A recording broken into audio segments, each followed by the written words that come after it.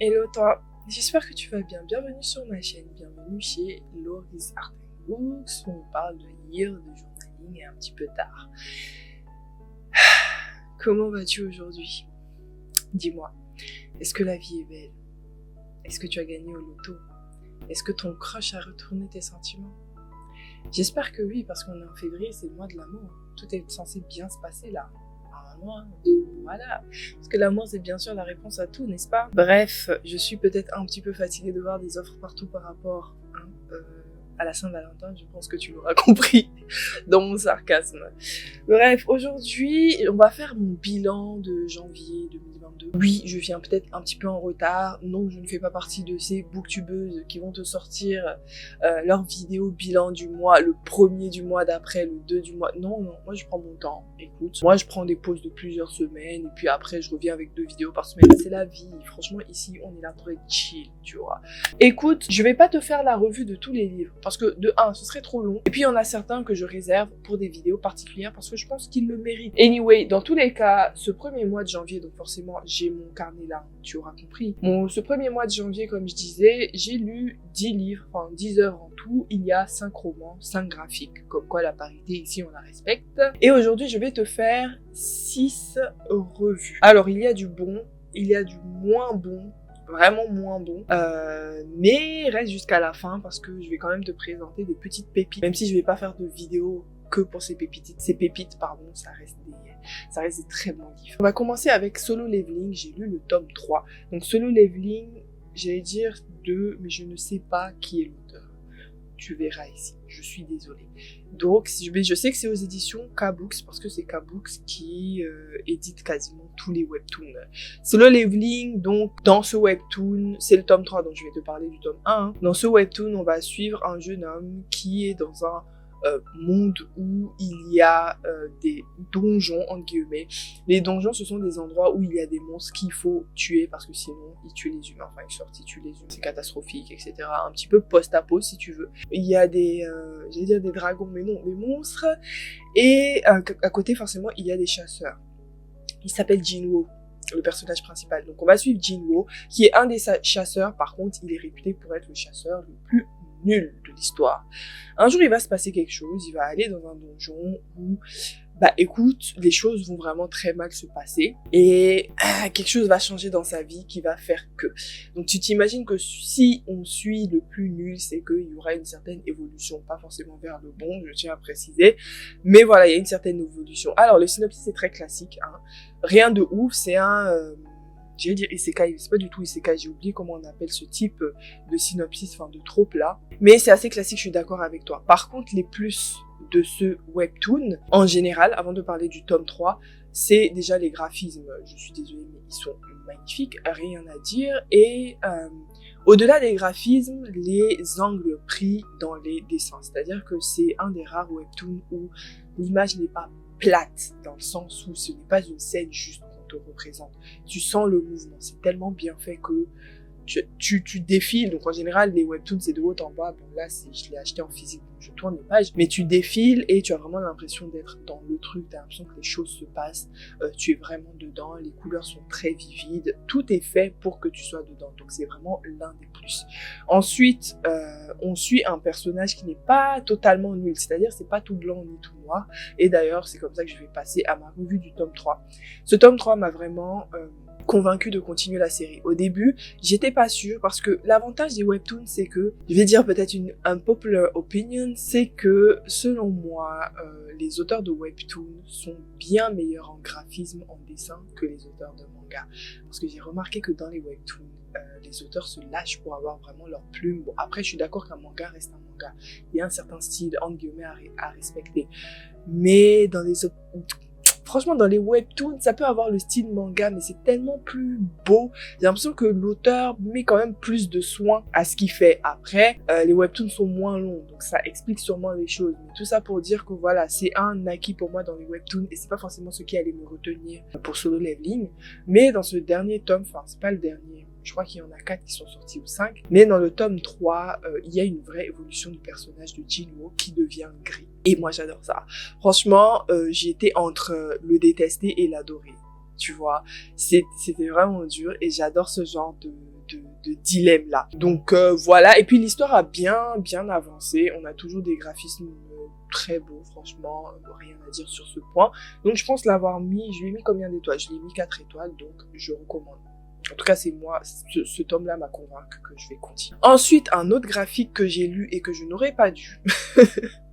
Il s'agit de Sweat and Soap. Donc en français, je crois que c'est Love Fragrance. Je sais que ça a été traduit, mais moi je l'ai lu en anglais du coup.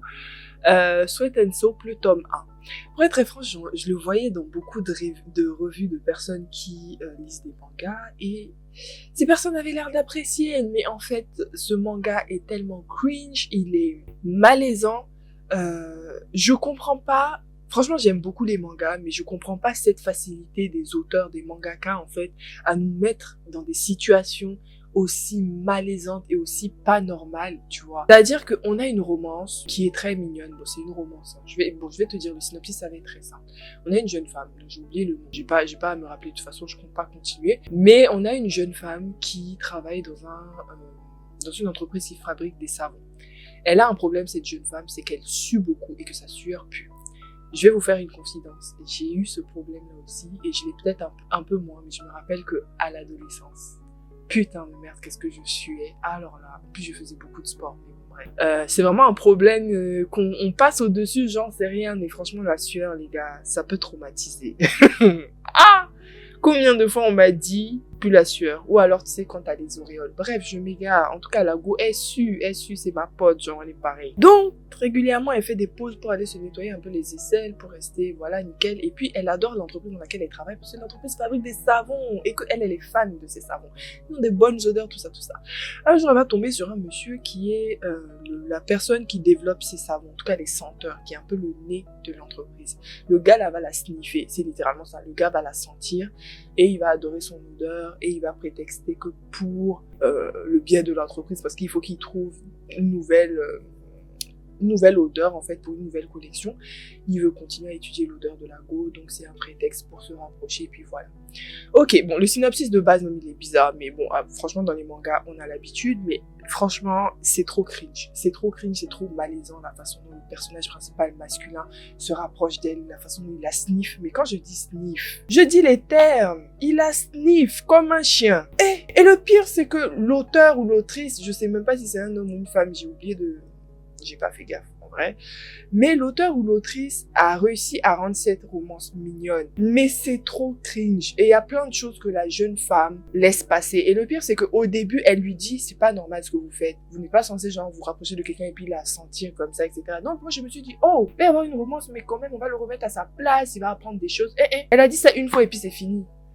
Mais Seigneur, non, franchement, ça m'a fait un peu mal, parce que ça avait du potentiel. Ils ont quand même, il faut avouer que les mangaka ont le talent de prendre des synopsis qui sont du n'importe quoi. C'est vraiment des synopsis, quand on te lit ça juste à plat, en te disant les termes, tu vas te dire, ça c'est quel genre d'histoire. Mais tu vas lire ça, tu vas aimer. Mais là seulement l'autrice, là, n'a pas réussi. Enfin, l'auteur ou l'autrice, je ne sais pas, n'a pas réussi. Donc, voilà, je lui ai donné 1 étoile, 2 étoiles, 2 étoiles. 2 étoiles. Voilà. Mais il y a des beaux dessins. Je pense que j'ai mis la 2e étoile pour les beaux dessins. Sinon, ça aurait été 1 étoile. Bref, continuons. J'ai lu le tome 2 de Kaimyo. Kaimyo dont je t'ai parlé l'année dernière. Je vais mettre la vidéo quelque part là-bas. Qui était quasiment un coup de cœur. Je me rappelle que j'avais kiffé la relation entre ces deux personnages principaux. Donc, on va suivre Nouria et... j'ai oublié le nom du monsieur. Mais un monsieur japonais et une jeune fille d'origine tunisienne, excusez-moi, qui vont se croiser parce qu'ils ont tous les deux des capacités assez particulières. Donc l'homme, le monsieur qui a un certain âge, une 50aine d'années, donc je précise qu'il n'y a aucune romance dans ce livre, hein. En tout cas j'aurais aimé qu'on me le précise, mais il n'y a aucune romance dans ce livre, c'est plus de l'amitié, du respect, etc. Bref, le monsieur, son travail c'est de redonner le kaimyo aux personnes mortes. Le kaimyo consiste, de ce que j'ai compris, à rétablir la vérité sur les circonstances de la mort de la personne pour lui donner de la paix et pour qu'elle soit en paix dans l'au-delà. Donc c'est un concept venu de son pays, le Japon. Le monsieur va ouvrir des bureaux de son entreprise qui marchent très bien au Japon. Il va les ouvrir à Paris. Déjà, la première chose que j'ai trouvé bizarre, c'est qu'à Paris... Franchement, c'est vrai que je doute de la foi des Parisiens et des Français, hein, mais bref.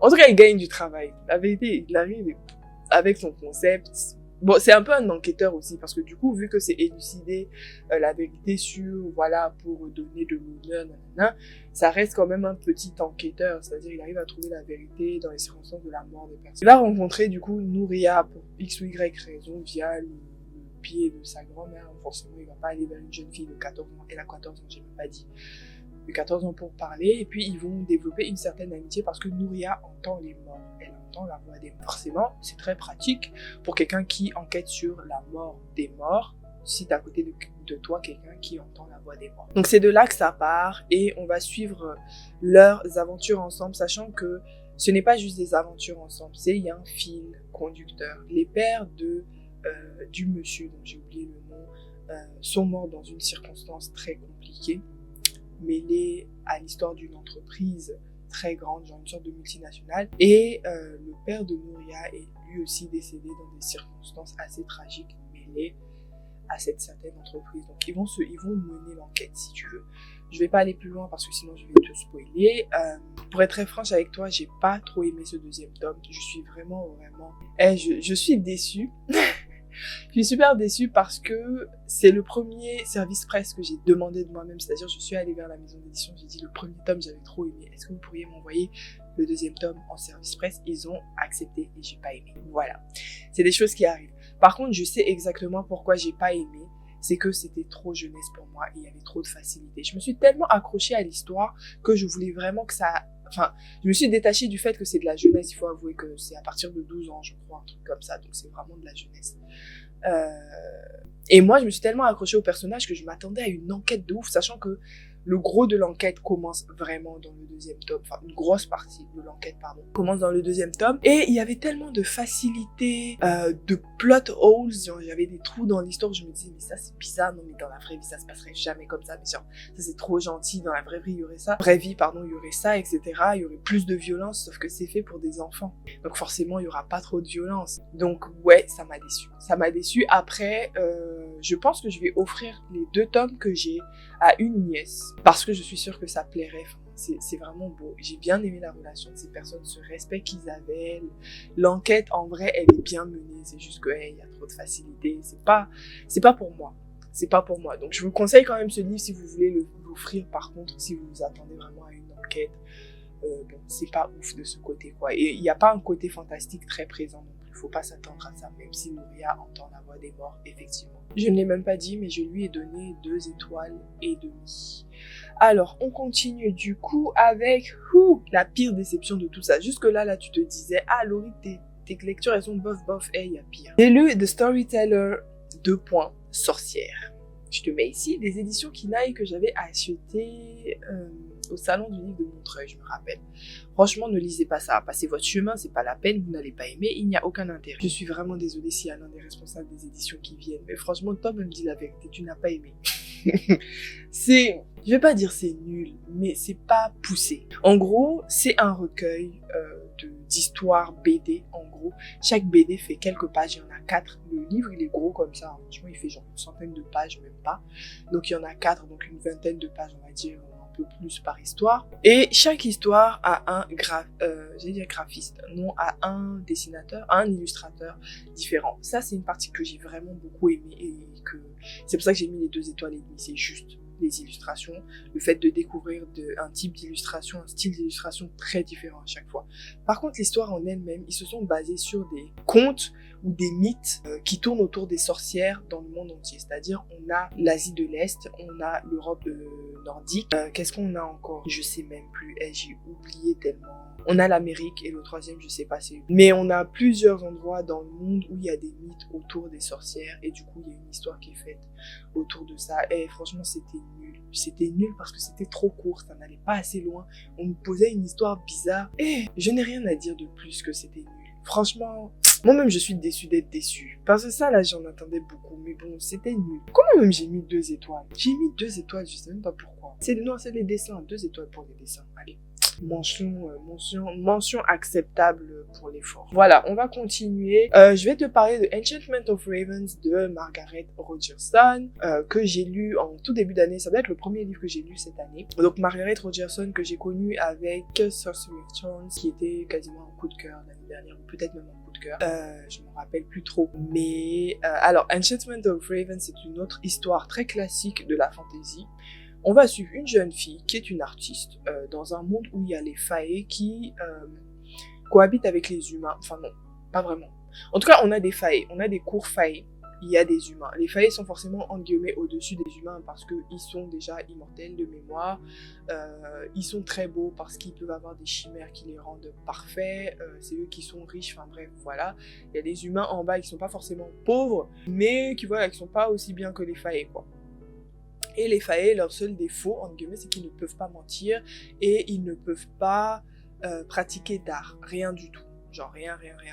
Alors, ce qui va se passer, c'est que cette jeune fille, j'ai oublié son nom, va un jour faire une erreur. Elle va peindre le portrait d'un prince fae et elle va y montrer une émotion. Ce qui est interdit parce que bien sûr les fae n'ont pas les émotions humaines, ils ne connaissent pas ça, ils sont parfaits, ils sont complètement rigides, tout ce que tu veux. Donc forcément il va devoir y avoir un châtiment et on va avoir le prince fae lui-même qui va se présenter devant chez elle pour lui dire viens ici, on va aller, voilà, on va trouver ton châtiment et on va te châtier comme il faut. Et en fait ça va être un voyage, la plupart de l'histoire se passe dans un voyage où elle et le prince fae se déplacent pour arriver à la cour du prince fae pour qu'elle soit jugée. Tu t'imagines, c'est un... Je sais pas si on peut dire enemies to lovers parce que pour moi ils n'ont jamais été ennemis, mais en tout cas ça devient lovers somehow dans le chemin. Voilà, je dois t'avouer que je l'ai beaucoup moins aimé que Sorcery of Thorns. Je lui ai donné 3.5 étoiles il me semble. Alors la plume est toujours aussi belle et c'est ça qui a fait que j'ai quand même pu finir et que j'ai bien aimé ma lecture. C'est-à-dire qu'en fait c'était une lecture agréable mais sans plus. Déjà tu sens que, il me semble que c'est le premier livre de Margaret Rogerson et tu le sens parce que le plot est si simple, c'est si classique, il n'y a rien qui sort un petit peu, il y a rien d'original dans cette histoire. Par contre, on a toujours une belle plume. C'est lent, par contre. Ça, c'est quelque chose que j'ai bien moins aimé. C'est vrai que Sorcery of Thorns, certaines personnes ont dit que c'était lent, mais je ne l'ai pas senti. Mais alors là, j'ai senti que c'était lent. Parce qu'on avait un voyage, comme je te dis, c'était très beau. Sa plume était belle, mais quand même, tantine, c'est bon, quoi. On est fatigué de voir des arbres, de voir les couleurs de l'automne, de voir les couleurs du printemps. Enfin, ça va à 2 minutes, en vrai. Donc, c'est vraiment les deux points que j'ai pas trop aimé. La simplicité du plot et les lenteurs. Par contre, je lui ai quand même mis 3.5 étoiles, donc je le recommande quand même parce que ça fait le taf. J'ai quand même passé un agréable moment de lecture et voilà, c'est vraiment sans plus, mais je ne peux rien lui reprocher de grave en fait.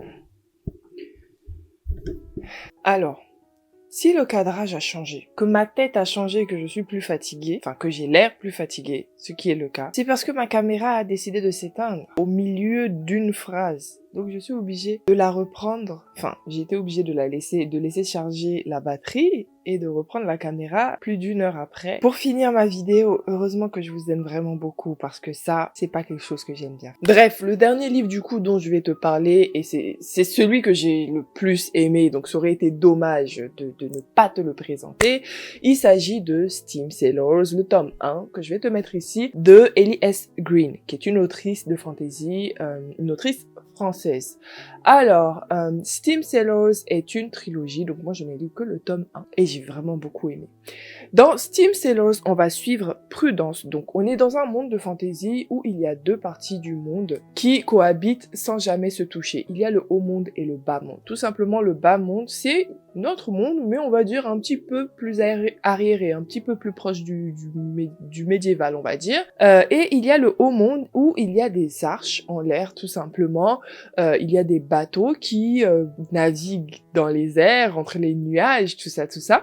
Et le truc, c'est que le bas monde est un peu arriéré, comme je t'avais dit, mais le haut monde, un petit peu moins. Le haut monde, ça se passe bien. Pourquoi? Parce que dans ce monde-là, il y a eu une époque où il y avait des alchimistes qui ramenaient une certaine science. Donc les alchimistes, c'est un peu les savants, qui avaient, je dirais pas des pouvoirs, mais en tout cas, c'était une science particulière. Et ces alchimistes-là, un jour, ils ont disparu, suite à ce qu'ils appellent la grande fracture. Et le bas monde, il n'a rien gardé de ce que les alchimistes alchimistes avaient ramené, là où le haut monde a réussi à garder quelques technologies qui étaient déjà là.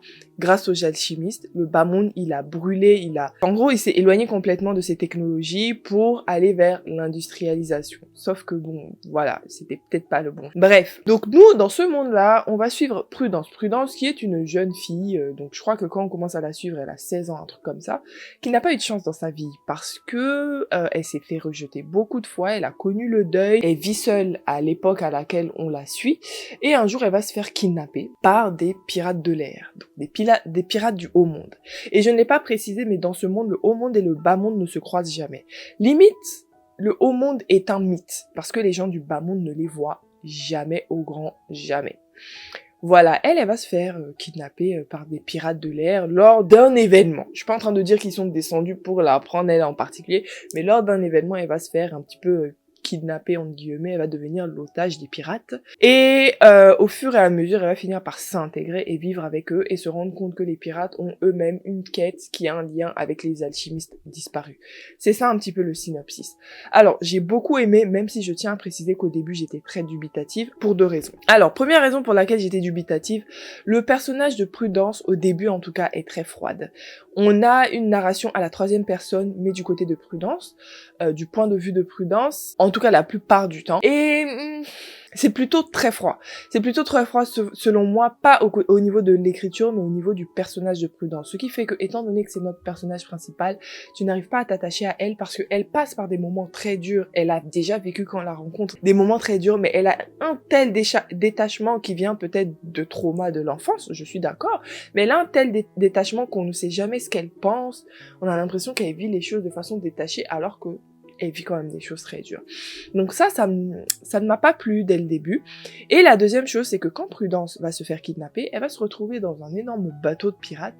Elle sera la seule femme et la plus jeune. Voilà, donc déjà tu me vois venir, hein. Moi je m'attendais à ce que l'autrice somehow fasse ressortir une problématique soit misogyne, soit de violence envers les femmes, dans le sens où une jeune femme, une jeune fille même de 16 ans qui se retrouve sur un bateau où la moyenne d'âge est à 30-35 ans, elle est la seule femme et c'est des hommes qui ont l'habitude de naviguer, de ne pas voir des femmes pendant des mois. Je sais pas trop ce que t'en penses, mais pour moi c'était inévitable d'avoir ce genre de problématique. Mais petit spoiler, je suis désolée de vous dire ça, mais ça n'a rien à voir dans l'intrigue, hein, mais je vais quand même vous spoiler ce petit élément qui, moi, me piquait un peu. Ce truc n'est pas du tout discuté, c'est-à-dire que le fait qu'on ait une jeune femme qui vive seule dans ce bateau, sa condition, en fait, en tant que jeune femme, n'est pas discutée, c'est-à-dire on sait qu'elle est otage, elle n'est pas forcément très bien accueillie au début, et voilà, il y a une certaine intégration qui doit se faire de toute façon, mais ce n'est jamais dit que, enfin voilà, on ne sent pas de tension qui vient de sa jeunesse ni de sa condition de femme.